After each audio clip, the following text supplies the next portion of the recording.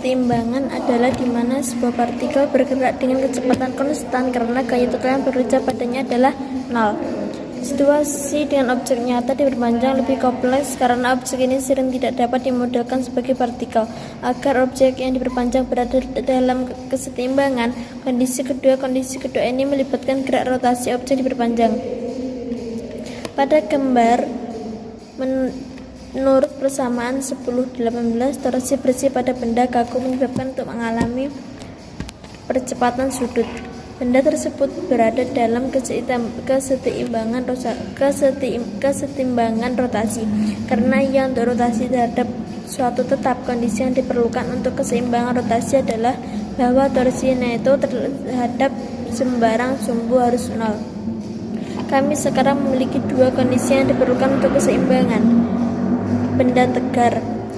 Torsi nol Zeequey Antin, sebuah benda yang menyatakan kecepatan sudut komitan dapat berada di bawah torsi infeld.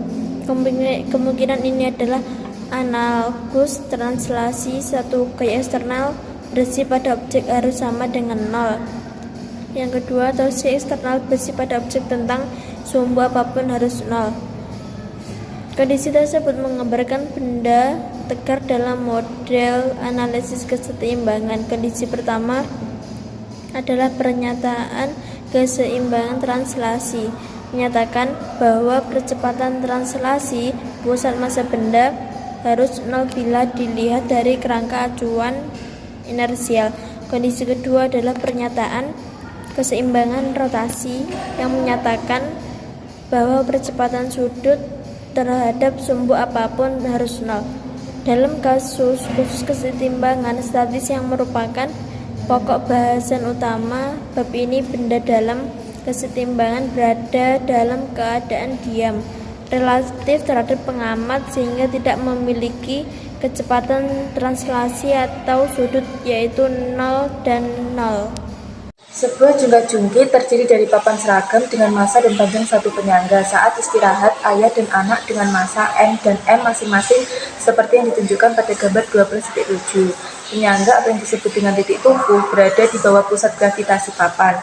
Ayah berjarak D dari pusat dan anak perempuan berjarak setengah dari pusat. Pertanyaan A. Tentukan besarnya gaya ke atas yang diberikan oleh tumpuan di papan tulis. Definisikan ke atas sebagai arah Y positif dan substitusikan gaya pada papan ke dalam persamaan seperti yang tertera pada PPT tersebut. Kemudian pertanyaan B. Tentukan di mana ayah harus duduk untuk menyeimbangkan sistem saat istirahat. Secara konseptual, kita mengharapkan tidak ada perubahan jika sumbu rotasi yang berbeda dipilih karena kondisi keseimbangan kedua menyatakan bahwa torsi adalah nol terhadap sumbu rotasi manapun dengan persamaan seperti yang tertera pada PPT. Terima kasih. Kondisi kesetimbangan. Benda dalam kehidupan sehari-hari setidaknya memiliki satu gaya yang bekerja padanya, yaitu gravitasi. Jika mereka diam, maka harus ada gaya lain yang bekerja pada mereka juga sehingga gaya totalnya nol.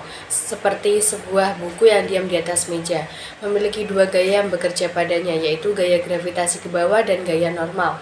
Hukum kedua Newton memberitahu bahwa gaya total di atasnya adalah nol. Jadi gaya ke atas yang dikerjakan oleh meja pada buku harus sama besarnya dengan gaya gravitasi yang bekerja ke bawah pada buku.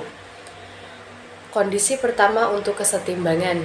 Agar suatu benda dalam keadaan diam, hukum kedua Newton memberitahu bahwa jumlah gaya yang bekerja padanya harus berjumlah nol, karena gaya adalah vektor. Komponen gaya total masing-masing harus nol. Oleh karena itu, syarat kesetimbangan adalah bahwa sigma fx sama dengan 0, sigma fy sama dengan 0, dan sigma fz sama dengan 0. Kondisi kedua untuk kesetimbangan. Jumlah torsi yang bekerja pada suatu benda seperti yang dihitung terhadap sumbu apapun harus nol. Dengan persamaan, sigma torsi sama dengan 0. Stabilitas dan keseimbangan.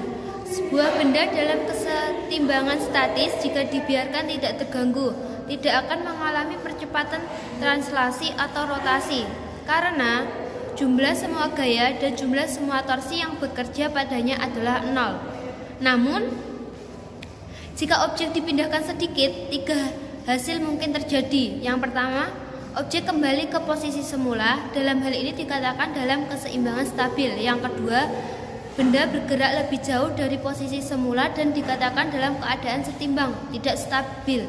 Yang ketiga, benda tetap dalam posisi barunya dan dikatakan berada dalam keseimbangan netral. Contohnya, sebuah bola yang digantung bebas dari seutas tali berada dalam keseimbangan stabil karena jika dipindahkan ke satu sisi, bola akan kembali ke posisi semula karena gaya total dan torsi yang diberikan padanya. Di sisi lain, pensil yang berdiri di ujungnya berada dalam keseimbangan yang tidak stabil. Jika pusat gravitasinya tepat di atas ujungnya, gaya neto dan torsi neto padanya akan menjadi nol. Tetapi jika dipindahkan sedikit seperti yang ditunjukkan, katakanlah dengan sedikit getaran atau arus udara kecil, akan ada torsi di atasnya. Dan Tonqui ini bertindak untuk membuat pensil terus jatuh ke arah perpindahan aslinya. Stabilitas secara umum, sebuah benda yang titik beratnya berada di atas dasar tumpuan akan stabil jika garis vertikal yang diproyeksikan ke bawah dari CG jatuh di dalam dasar tumpuan. Ini karena gaya normal ke atas pada objek yang menyeimbangkan gravitasi hanya dapat diberikan di dalam area kontak. Jadi, jika gaya gravitasi bekerja di luar area ini, torsi bersih akan bekerja untuk menjatuhkan objek. Contohnya, orang-orang yang membawa beban berat secara otomatis menyesuaikan postur mereka sehingga titik puncak dari massa total berada di atas kaki mereka. Kesetimbangan memiliki dua syarat. Yang pertama, momentum linear P dari pusat massanya adalah konstan. Yang kedua, momentum sudut L terhadap pusat massanya atau terhadap titik lainnya adalah juga konstan. Contohnya pada gambar 1.1, batu penyeimbang pada gambar di atas adalah contoh lain dari objek yang setidaknya untuk saat ini berada dalam keseimbangan statis. Persyaratan keseimbangan.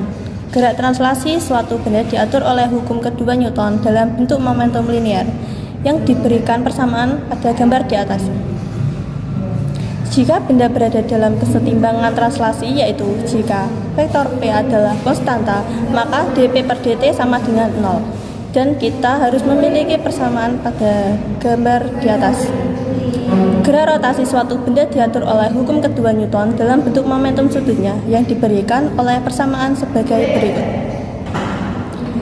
Jika benda berada dalam keseimbangan rotasi, yaitu jika vektor L adalah konstanta, maka dL per dt sama dengan 0. Dengan demikian, dua persyaratan agar benda berada dalam keseimbangan adalah sebagai berikut.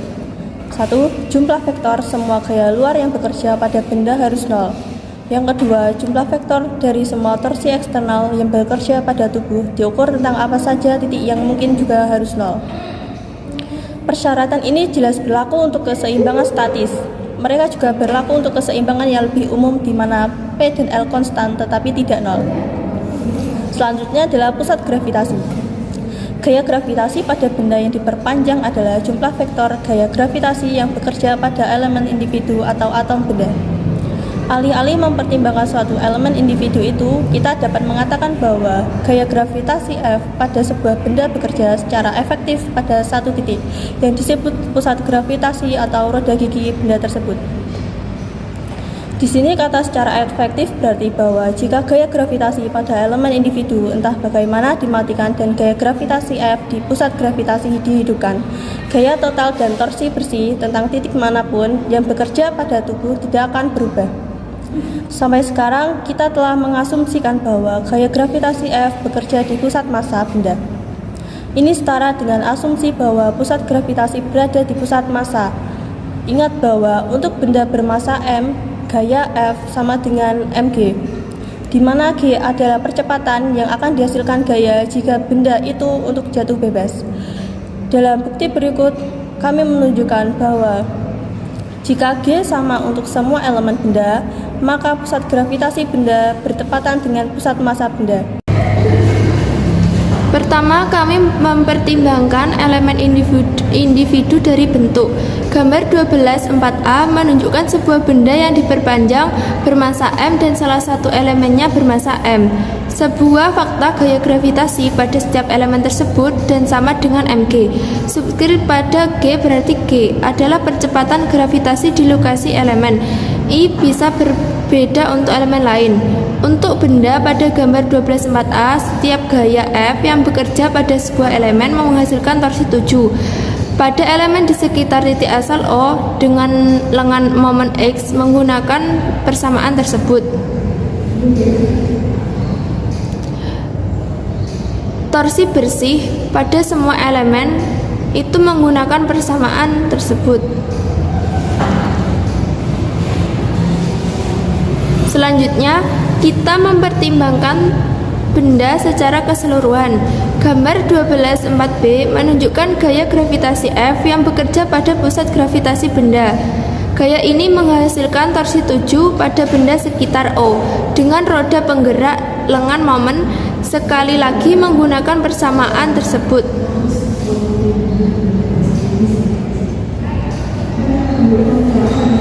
Gaya gravitasi F pada benda sama dengan jumlah gaya gravitasi F pada semua elemennya, sehingga kita dapat mengganti ZF untuk F dalam persamaan tersebut.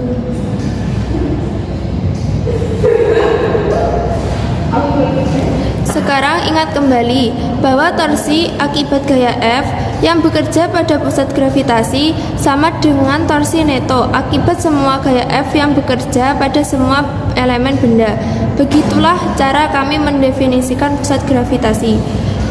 Jadi 7 dalam persamaan 12 sampai 13 sama dengan itu persamaan tersebut.